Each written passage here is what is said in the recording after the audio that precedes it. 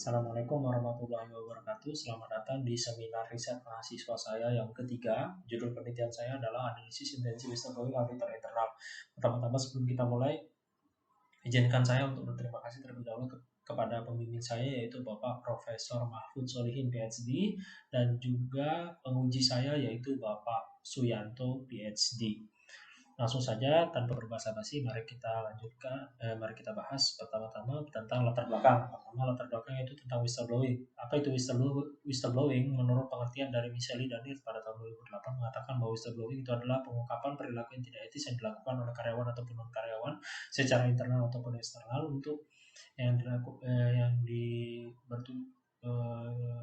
laporan itu melaporkan kegiatan yang perilaku yang tidak etis ataupun berpotensi fraud dan merugikan perusahaan.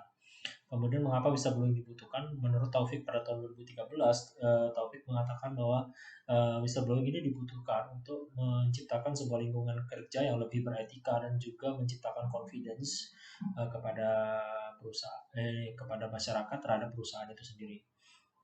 Nah, kaitan whistleblowing terhadap profesi audit itu ditugaskan untuk mengawasi kegiatan perusahaan agar lebih beretika. Jadi seorang auditor itu diwajibkan untuk melaporkan jika menemukan sebuah kejanggalan ataupun perilaku yang menyimpang dan tidak etis kepada manajemen perusahaan ataupun pada pihak-pihak terkait. Penelitian sebelumnya yaitu penelitian ini menggunakan model yang diajukan oleh Pilmore Alain pada tahun 2013 dan juga variabel-variabel yang terdapat pada penelitian Brennan dan Kelly pada tahun 2007 dan juga Ahmad et al. Pada tahun 2012. Mengapa penelitian ini penting? Penelitian ini bertujuan untuk memberikan bukti empiris tentang apakah faktor individual itu mempengaruhi intensi whistleblowing dan juga apakah faktor moderasi yang terdapat pada penelitian ini memoderasi hubungan antara faktor individual terhadap intensi whistleblowing auditor internal. Rumusan masalah ini terdiri dari beberapa bagian yang saya atur. Kemudian pertama itu dilema yang dihadapi oleh auditor internal. Seperti kita ketahui, auditor internal itu adalah karyawan yang diangkat menjadi auditor oleh perusahaan. Karena ini adalah karyawan yang diangkat oleh perusahaan untuk menjadi seorang auditor, maka jika auditor internal ini melakukan whistleblowing, artinya auditor ini termasuk dalam whistleblowing internal. Sementara menurut Susmanci tahun 2012, Susmanci itu mengatakan bahwa seorang whistleblowing internal itu berpotensi untuk memiliki resiko yang lebih besar. Di antaranya adalah dikucilkan, kehilangan pekerjaan, atau mungkin aksi balasan dari perusahaan yang melaporkan dia yang berpotensi dapat merugikan dia secara finansial juga. Ya. Kemudian meskipun resiko yang dihadapi oleh auditor internal itu cukup besar, tetapi seorang auditor itu terikat kepada kewajiban auditor untuk mematuhi kode etik profesi audit ya, berdasarkan dari Brennan Kelly tahun 2007 dan Nathan tahun 2018. Dan demikian dapat dikatakan bahwa terdapat faktor-faktor yang mempengaruhi intensi, kemauan, niat seorang auditor internal untuk melakukan whistleblowing. Di dalam penelitian ini, faktor-faktor yang mungkin mempengaruhi yang pertama adalah faktor demografik, sikap terhadap whistleblowing, pengenaan perilaku, dan juga locus of control.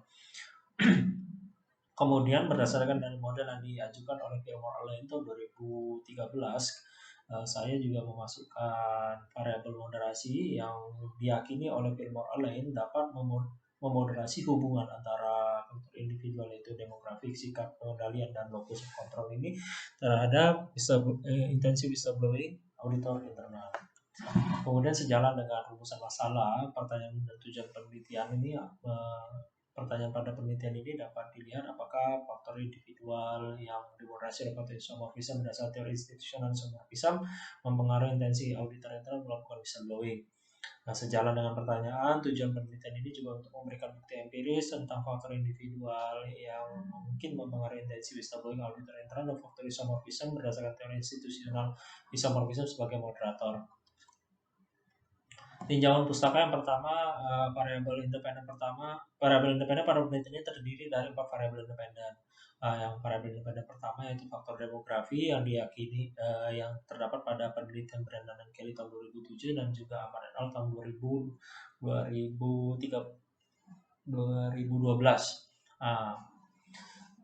Pada Brennan dan Kelly itu mengukur faktor demografi berdasarkan jenis kelamin, usia, masa kerja, dan Ahmad et al juga menggunakan variabel yang sama. Dari kedua penelitian ini terdapat perbedaan sedikit yaitu pada tingkatan lama bekerja atau tingkatan senioritas.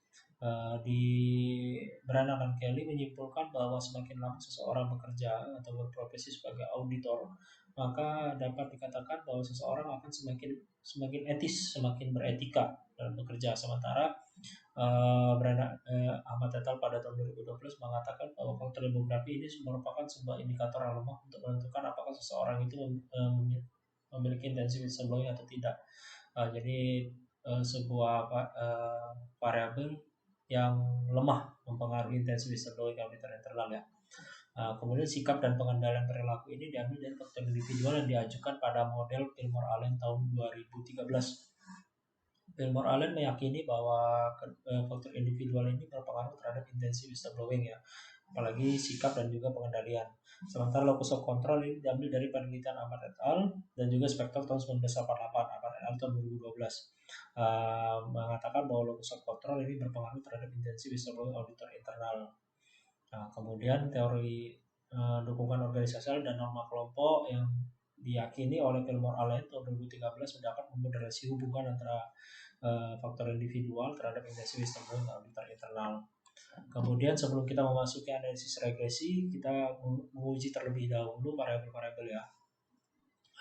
Pertama yang kita lakukan adalah uji non-respon bias. Uji non-respon bias ini dilakukan terhadap dua kelompok sampel. Yang pertama adalah responden dan non-responden. Yang dikatakan responden adalah seseorang yang mengembalikan kuesioner itu tepat pada waktunya atau sebelum tanggal akhir penelitian.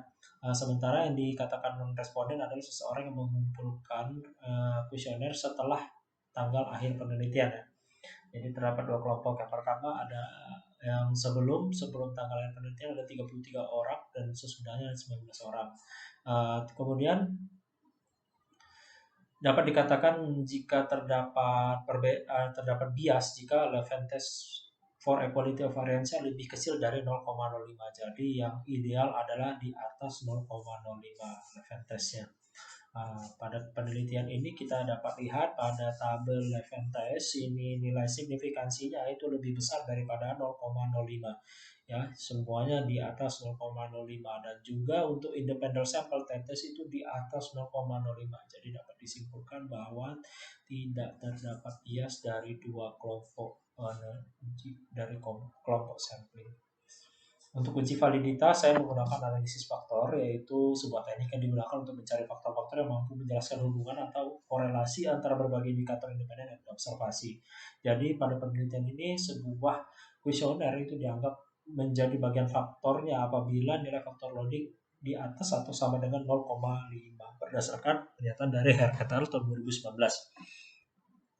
Untuk uji reliabilitas saya menggunakan dari Nur tahun 2013 dan juga Santosa dan Asari pada tahun 2005 yang mengatakan sebuah variabel dikatakan reliable jika nilai alfanya di atas 0,6. Dapat kita lihat di sini nilai alfa callback itu di atas 0,6 semua ya dari semua variabelnya itu. Nah, kemudian kita lanjutkan untuk analisis deskriptif. Analisis deskriptif ini berdasarkan dari faktor demografi yang terbagi ada 3, yaitu jenis kelamin, kelompok usia, dan lama bekerja.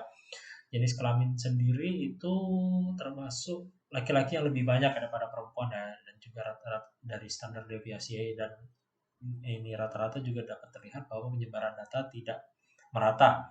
Sementara kelompok usia dan lama bekerja itu penyebaran data cukup merata ya karena dari standar deviasi dan nilai rata-rata yang lebih besar dari nilai standar deviasi lebih kecil daripada nilai rata-ratanya ya.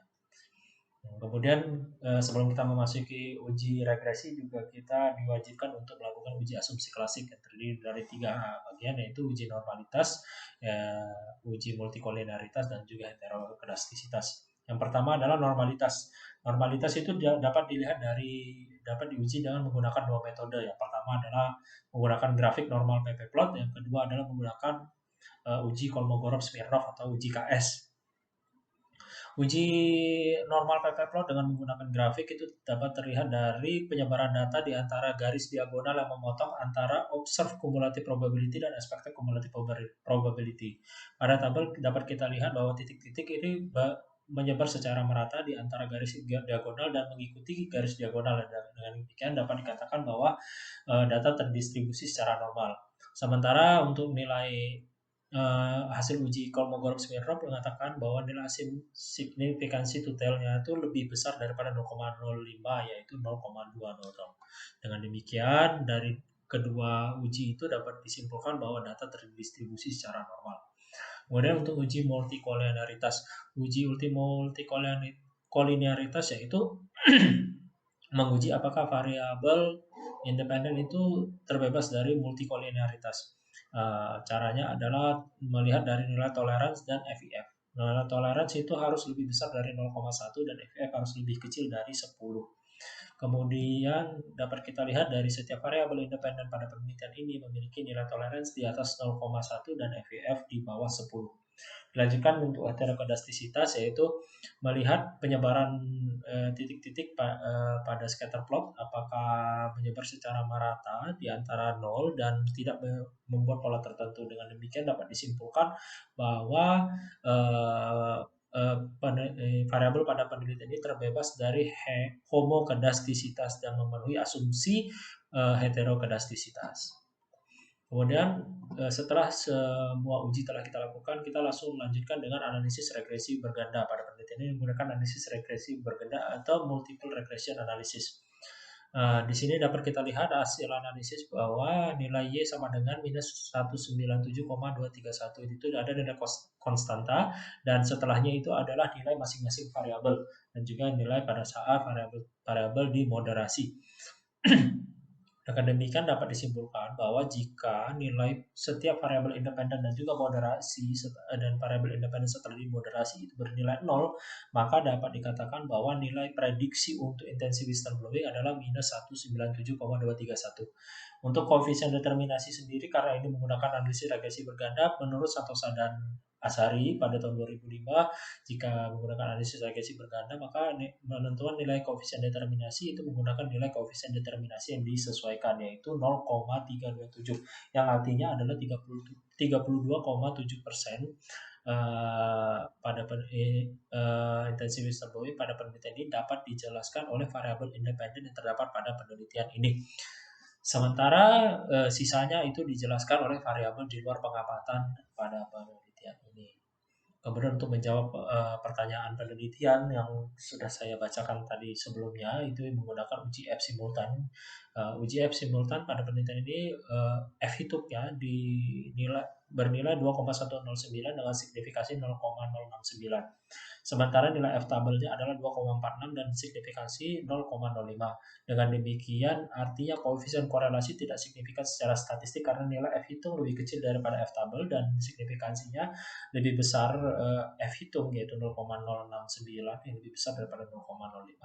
Kesimpulan yang dapat kita ambil dari penelitian ini adalah berdasarkan bukti empiris yang telah dihadirkan, yaitu faktor demografi dan juga sikap faktor demografi tidak berpengaruh positif terhadap intensi whistleblowing, yang mana sama dengan kesimpulan yang terdapat pada Ahmad et al. Pada tahun 2012 dan bertentangan pada Brennan dan Kelly pada tahun 2007. Kemudian sikap terhadap whistleblowing tidak berpengaruh positif terhadap intensi whistleblowing auditor internal. Pengendalian perilaku juga tidak berpengaruh positif. Ini bertentangan dengan apa yang diyakini oleh Allen tahun 2013. Kemungkinan hal ini dapat terjadi karena jenis sampel yang berbeda walaupun sama-sama auditor, akan tetapi Pilmore Allen itu meneliti auditor eksternal sementara pada penelitian ini meneliti auditor internal. Jadi hal yang wajar jika tidak sama ya berdasarkan bukti empiris yang telah kita hitung. Kemudian locus of control juga berpengaruh positif terhadap intensi whistleblowing auditor internal. Ini sama dengan kesimpulan yang terdapat pada Ahmad et al. Karena kedua penelitian ini menggunakan sampel yang sama, hanya berbeda wilayah, yaitu kalau Ahmad et al. Itu pada tahun 2012 itu menggunakan sampel IIA yang berada di Malaysia, sementara saya adalah IIA yang ada di Indonesia ya. berkesimpulan sama untuk variabel locus of control. Kemudian untuk dukungan organisasional itu tidak berpengaruh positif terhadap intensi whistleblower auditor internal. Ini bertentangan dengan apa yang terdapat pada kesimpulan Hooks et al. Pada tahun 1998 dan Kaplan dan Cotton pada 2001. Sementara norma kelompok itu berpengaruh positif terhadap intensi whistleblower auditor internal. Artinya adalah mendukung keyakinan yang terdapat mendukung keyakinan dari Fillmore Allen tahun 2013 dan Narayanan pada tahun 2006. Sementara dukungan organisasional dan juga norma kelompok tidak memoderasi hubungan antara faktor demografi, sikap terhadap whistleblowing, pengendalian perilaku, dan locus of control terhadap intensi whistleblowing antara auditor internal. Keterbatasan pada penelitian ini adalah penelitian ini tidak membedakan antara auditor internal yang menjadi anggota IA itu apakah berasal dari pihak swasta ataupun pemerintah. Sementara yang kedua itu respon yang terdapat pada penelitian ini cukup rendah ya, hanya 9,% Sementara yang C itu, yang ketiga itu data ini hanya mengumpulkan data melalui kuesioner dan tidak melakukan wawancara terlebih lanjut kepada responden. Demikian presentasi dari saya, kurang lebihnya saya mohon maaf. Terima kasih atas perhatiannya. Wassalamualaikum warahmatullahi wabarakatuh.